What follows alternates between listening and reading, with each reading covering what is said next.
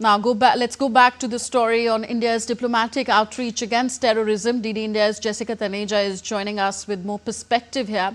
Jessica, on a day when the Indian all-party delegation led by Congress MP Shashi Tharoor arrived in Washington DC as part of the global outreach on Operation Sindoor, Pakistan's delegation led by Bilawal Bhutto was in New York to try to push its case. How challenging will it be for the Indian delegation in the US to convince the congressman about India's strong anti-terror policy?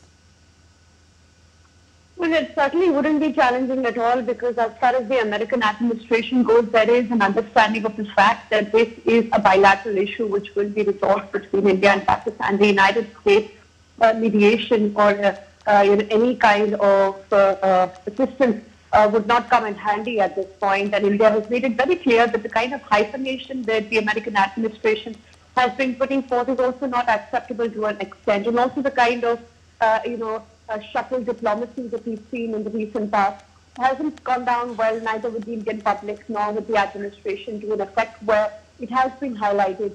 But with this visit to the US meeting with the US Congress officials, as well as think tanks and other journalists, to make them understand about India's position on terrorism and how it has time and again been putting forth its dossiers after dossiers, reminding the world that 50 UN designated terrorists were found in Pakistan. It's been more than 20, 30 years since we've been, telling the world that it is a safe haven for not just individual terrorists, but also organizations that tend to trouble not just its neighbors, but also Pakistan. At the end of the day, one may not forget the Peshawar school attacks and many more that have come in the recent past as well, if you've seen right up to the elections. So it's a country that is familiar with terrorism but continues to harbor it. And India's point is simple. This is what it's trying to tell the world. There has to be more action than just putting Pakistan in the SATS grey list and giving them, IMF loans time and time again. A country that doesn't deserve to be in this position. The people who had chosen better, certainly the military dispensation and the political dispensation, are not being able to steer the country in the right direction. To foreign countries, telling them how India has been a victim of terrorism. Even during 26/11 attacks, credible evidence was shared regarding Pakistan's involvement. Sadly, nothing has changed so far.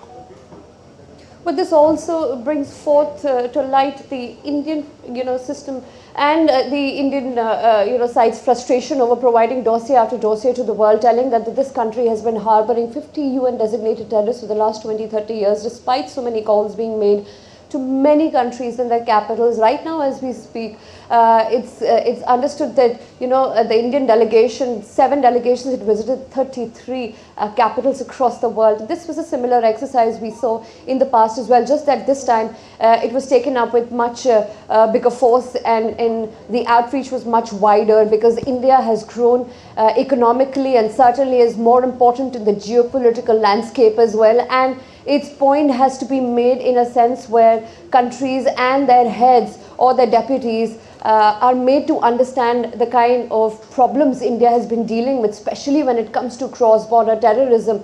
And this is in fact, been the point of the Indian side for many years, as I pointed out, that till the time the world does not condemn or outrightly call Pakistan or its political dispensation, which is currently controlled by the military, because there is no civilian government.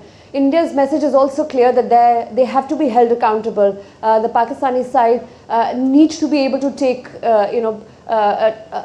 take action against those that are still operating out of their soil and continuing to create menace with terrorist activities, not just in India, but across the world. Okay. And if you'd recall, Tanvi, right now they're in America, so it's interesting to point out the context that Osama bin Laden in 2012 was also found in Abbottabad, just a few kilometers away from the Pakistan military academy. So, and the Pakistani dispensations, distancing itself from not knowing whether Osama was hiding there, certainly, put them in a spot where they had no answers, as an example that has been proven that Pakistan state knows and continues to harbor terrorism on its soil.